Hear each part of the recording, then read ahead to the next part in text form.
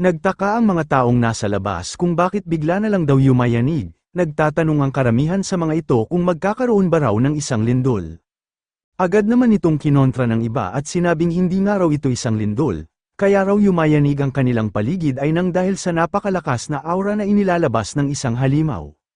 Nabahala ang marami at napaisip kung sinusugod na ba raw ng mga halimaw ang loob ng lungsod, kung ganoon nga raw ay bakit wala man lang silang nabalitaan na mangyayari ito.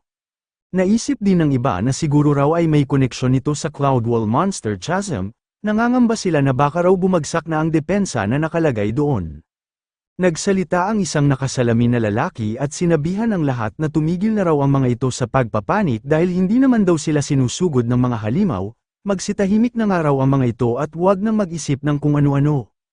Nagtaka ang isang maskuladong lalaki na kung hindi raw pala sila sinusugod ng mga halimaw, ano raw itong nakakakilabot na kapangyarihan na kasalukuyan nilang nararamdaman. Sinabi rin ng payat na lalaki na napakalakas nga raw ng aura ng halimaw na ito, nangangamba nga raw siya na baka aura ito ng isang A-rank monster. Sinabi ng nakasalamin na lalaki na tama nga raw ito, aura nga raw ng isang A-rank monster ang nararamdaman nilang ito. Nangyari nga raw ito nang dahil sa may isang Grandmaster Blacksmith ang kasalukuyang gumagawa ngayon ng isang A-rank mystic weapon sa loob ng kanilang trading center.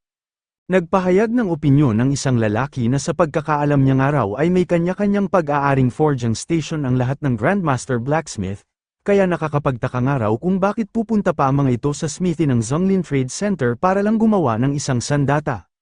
Sinabi ng isang lalaki na wala nga raw siyang oras para pakinggan ang walang saysay na sinasabi ng iba. Ang naiintindihan lang daw niya ay mukhang masasaksihan nila ang pagkapanganak ng isang A-rank mystic weapon. Nagmadali ang lahat para pumunta sa forging area ng trading center, hindi nga raw araw-araw ay magkakaroon sila ng pagkakataon para makakita at makasaksi kung paano mabuo ang isang A-rank mystic weapon. Napatigil din sa pag-uusap sina Zhu Xin at Zhong Chen noong maramdaman nila ang napakalakas na aura na inilalabas ng isang A-rank monster. Agad na tumayo ang mga ito upang tingnan kung saan nanggagaling ang nararamdaman nilang aura. Sinabi ni Zhu Xin na mukhang may gumagawa nga raw ng isang A-rank Starfall equipment. At mukhang bigla na lang daw kung mawala sa kontrol ang aura ng A-rank monster noong malapit na itong matapos. Sinabi naman ni Zhong Chen na sa ganoong sitwasyon nga raw nabubuo ang isang malakas na A-rank Starfall mystic weapon. Mukhang may ipapanganak nga raw na ganoong sandata sa loob ng trading center ng Zonglin, matagal na nga rin daw niyang ninanais na magkaroon ng ganoong klase ng sandata. Sa pagdaan ng oras ay mas dumarami pa ang mga tao na naghihintay sa labas ng forging area. Ang ilan sa mga ito ay mga karaniwang Starfall warrior at karamihan sa mga ito ay mga tao na may malaking interes sa trabaho na pagiging isang blacksmith. Sa pagsasama ng Giant Black Hydra at Blue Armored Winged Scorpion ay nagkaroon ito ng isang kamalayan. Pero kahit ganoon ay iisa pa rin ang gustong gawin ng nabuong halimaw, at iyon ay ang makaganti at patayin ang ating bida. Sinabi ni Zhu Nayan na kapag nga raw nagtanim ng matinding puot ang isang halimaw sa expert na pumatay dito ay doon daw nagkakaroon ng malaking problema. Ang natitirang aura nga raw na nakapaloob sa monster core na ginagamit sa paggawa ng mga sandata ay bigla na lang kumakawala sa kontrol habang nasa loob ito ng proseso ng pagpa-forging. Ayon nga raw sa pumanaw niyang ama ay hindi ito karaniwan, may mga pagkakataon lang daw na natutupad ang lahat ng kondisyon kaya ito nangyayari. Nagtanong si Zhu Nayan kung ano raw ang mga pinagdaanan ni Zofan para maranasan nito ang ganoong sitwasyon.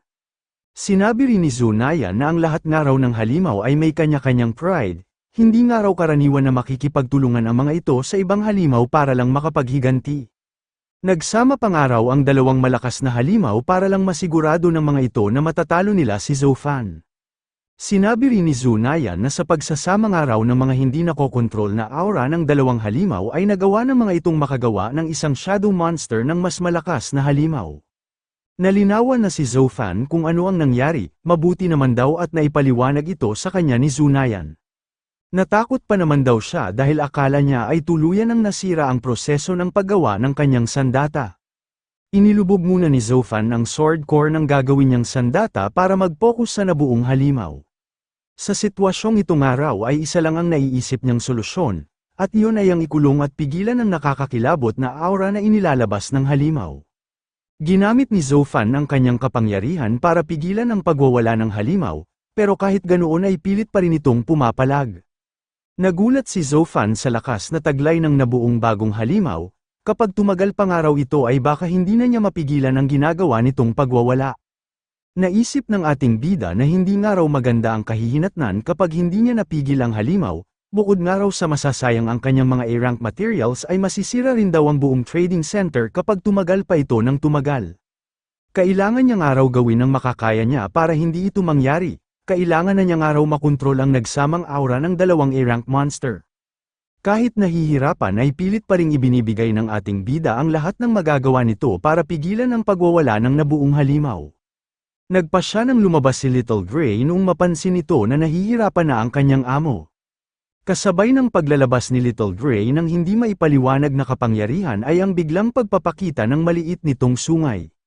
Nagtaka na lang si Zofan noong makita nito na unti-unti na lang nawala ang halimaw na nabuo sa aura ng dalawang A-rank monster.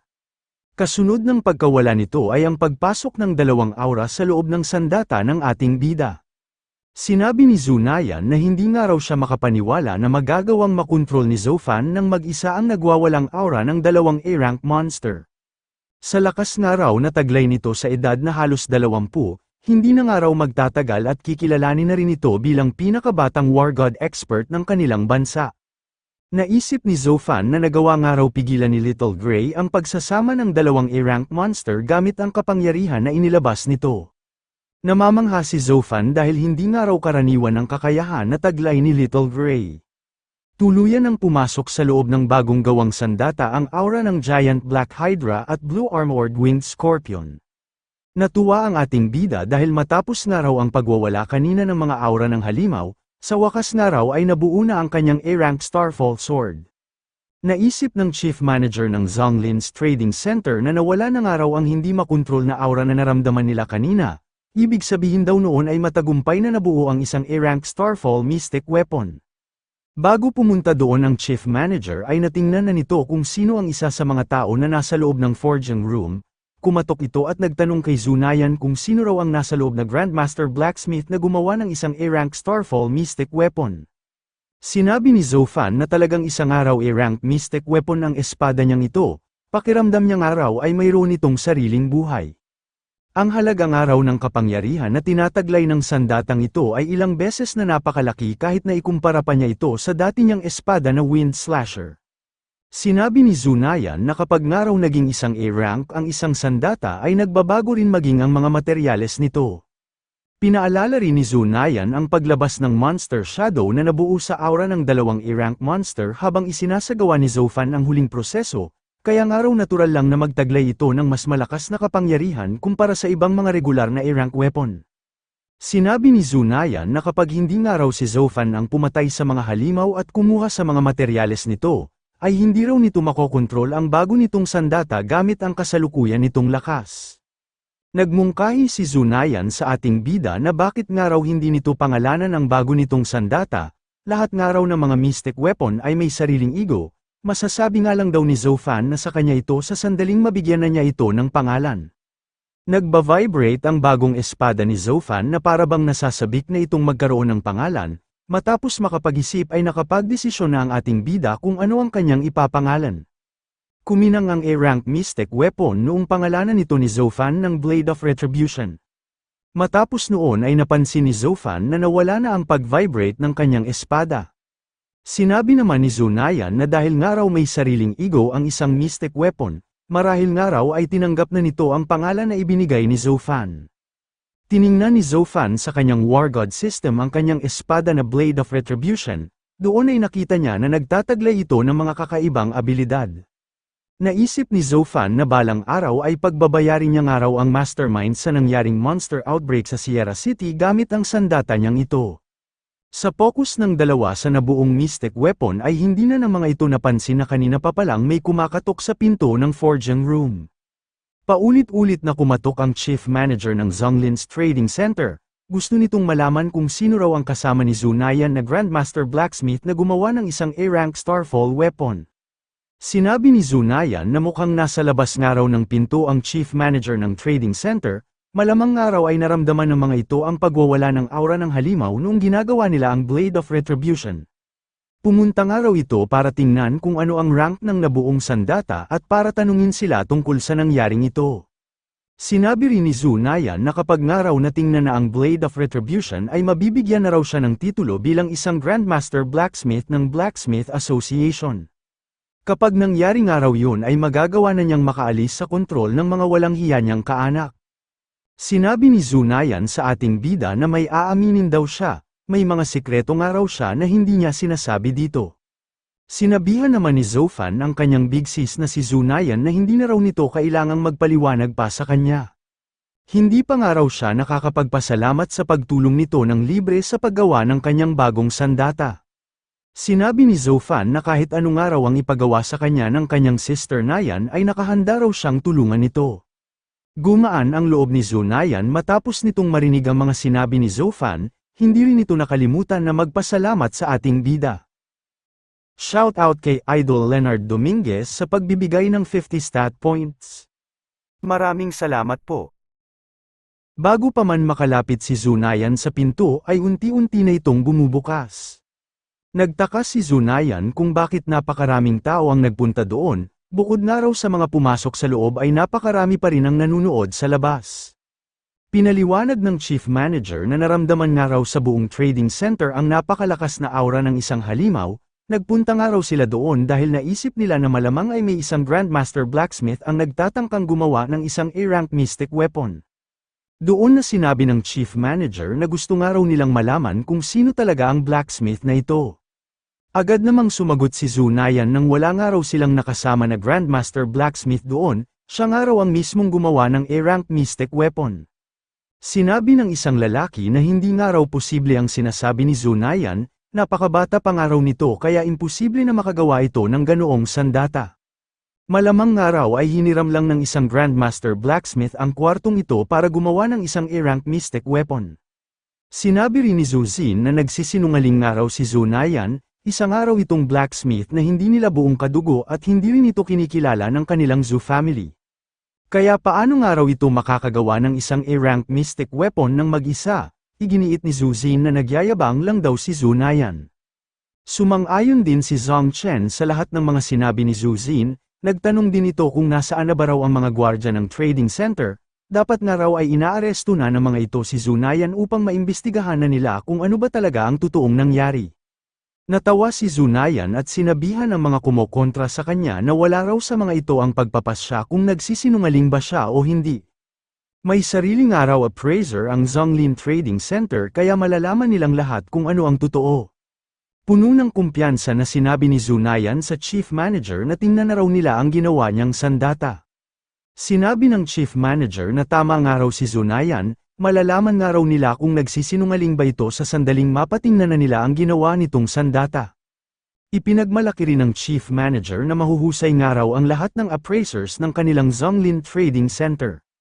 Sinabi ng isa sa mga nagtitingin na appraiser na high rank nga raw ang paraan na ginamit sa pagbuo ng sandatang ito, mukhang nakita na nga raw niya noon ang paraang ito. Natuwa ang appraiser noong maalala na niya kung saan niya ito nakita. Ito nga raw ang paraan na madalas na ginagamit noon ng ama ni Zunayan. Makalipas ang ilang minuto ay natapos na ang pagtitingin ng mga appraisers, sinabi ng isa sa mga ito na isa nga raw A-rank mystic weapon ang tiningnan nilang sandata, at si Blacksmith Zunayan nga raw talaga ang gumawa ng sandatang ito. Binati rin ng isang appraiser si Zunayan, talagang minana nga raw ni Blacksmith Zu ang lahat ng husay ng ama nito. Sinabihan naman ng chief manager ang lahat ng naroon na dapat nga raw ay Grandmaster Zu na ang tawag ng mga ito kay Zunayan at hindi na lang Blacksmith Zu, at doon ay nagsalita ulit ang chief manager para magbigay ng isang anunsyo. Sinabi nito sa lahat na may ipinanganak nga raw na isang Grandmaster Blacksmith sa loob ng kanilang Zonglin Trading Center, at ang blacksmith nga raw na ito ay si Zunayan. Sinabi rin ng chief manager na malamang nga raw ay ito na rin ang pinakabatang naging Grandmaster Blacksmith sa buong kasaysayan ng kanilang bansa. Natuwa ang marami sa narinig nilang anunsyo, bukod nga raw sa pagiging isang Grandmaster Blacksmith ni Zunayan ay napakaganda rin daw nito. Nagnanais ang ilan sa mga ito na sana nga raw ay makuha nila ang pabor ng Grandmaster Blacksmith na si Zunayan gamit ang kanilang mga kagwapuhan. Nakita ni Zuzin na halos lahat ng tao na naroon ay gustong magkaroon ng koneksyon kay Zunayan, dahil doon ay nagbait-baitan na rin ang walang hiyang ito. Pero hindi umubra kay Zunayan ang ginawa nitong estilo, sinabihan ni Zunayan si Zuzin na sabihin daw nito sa walang hiya nitong ama na tigilan na ang pagtrato nito ng kayamanan sa mga taong wala naman talagang silbi. Nanakot din si Zunayan na kapag hindi pa siya ng mga ito tinigilan ay dadalhin na niya raw ang kanyang ina at aalis na raw sila ng tuluyan sa angka ng Zhu family. Lumapit si Zofan at sinabi kay Zuzin na ito raw pala ang blacksmith na nakakuha ng first place sa loob ng forging sector. Sinabi ng ating bida na balang araw nga raw ay pasasalamatan niya ito. Sinabi ni Zofan na kung hindi nga raw dahil sa gwardya ni Zuzin na humarang sa kanya at hindi nagbalik ng kanyang pera ay baka dito na siya nakapagpagawa ng kanyang sandata. Mabuti na nga lang daw at hindi siya natuloy, duda nga raw siya na magagawa ni Zuzin na makabuo ng isang A-rank mystic weapon gamit lang ang kasalukuyan nitong kakayahan. Agad na nagpaliwanag ang manlolokong gwardya sa boss nitong si Zuzin, sinabi niya na ito nga raw ang nagsabi sa kanya na may kausap pa siyang importanteng bisita. Ito nga rin daw ang dahilan kung bakit pinaalis at tinanggihan nila ang ipinapagawa ni Zofan. Nagalit si Zuzin dahil pinapalabas nga raw ng tauhan niyang gwardya na siya ang may kasalanan ng lahat. Agad na nakatikim ng isang malakas na sampal ang manlolokong gwardya. Sa lakas ng pagkakasampal ni Zuzin ay naalis ang ilan sa mga ngipin ng gwardyang ito. Hindi pa rin mapawi ang inis ni Zuzin nang dahil sa mga sinabi sa kanya ni Zunayan. Inis na inis rin ito sa ating bida at nasira nga raw ang lahat ng kanilang plano nang dahil sa kagagawan nito. Tinanong ni Zhang Chen si Zuzin na bakit daw nito itinutuon ang galit nito sa basura nitong tauhan. Kung galit nga raw ito, dapat ay ibinubuntong nito ang kanyang galit sa tao na pasimuno ng lahat ng gulo. Sumagot naman ni Zuzin nang hindi niya na nga raw mabubuli pa si Zunayan matapos ang pangyayaring ito. Ngayon nga raw ay isa na itong Grandmaster Blacksmith kahit hindi pa ito umaabot sa edad na 30. Parehas nga raw na bibigyan ng malaking importansya ng Blacksmith Association at ng kanilang Zhu family ang isang blacksmith na may ganoong titulo. Sa laki nga raw ng atensyon na makukuha ni Zunayan, hindi na nga raw nila maaaring pakialman pa ito. Sinabi ni Zhang Chen na hindi naman daw si Zunayan ang kanyang tinutukoy. Ang tinutukoy nga raw niya ay ang lalaki na sumira ng kanilang plano, pinaalala din ni Zhang Chen na nagmamay-ari nga raw ang lalaking ito ng isang A-rank weapon. Kapag napasa kamay nga raw nila ang sandata nito, ibenta man nila ito o hindi, ay maaari na raw nilang magawa ang lahat ng gusto nilang gawin. Natuwa si Zuzin sa sinabi sa kanya ni Zhang Chen, hindi nga raw nila mapapakialaman si Zunayan pero ibang usapan na raw kung ang lalaking kasama nito ang kanilang gagalawin. Matapos makapagpagawa ng sandata ay nagpasya na ang ating bida na umalis sa Zhonglin Trading Center. Sinabi ni Zunayan na plano pa naman daw sana niyang ayain si Zofan para lumabas, pero hindi raw niya inasahan na aalis na rin agad ito. Sinabihan naman ni Zofan ang kanyang big sis na si Zunayan na wag daw itong mag-alala, matagal-tagal pa rin naman daw siya sa Zhonglin City kaya marami pa silang pagkakataon para magkita. Nagpaalam na si Zofan dahil gumagabi na raw. Dadaan nga raw muna siya sa loob ng lungsod at saka naman daw siya didiretso sa elite training camp. Mukhang mas mabilis nga raw siyang makakarating sa pupuntahan niyang kampo kapag dumaan siya sa Park's West Gate. Habang umaalis ang ating bida ay may mga tao na nag-oobserba sa bawat galaw nito.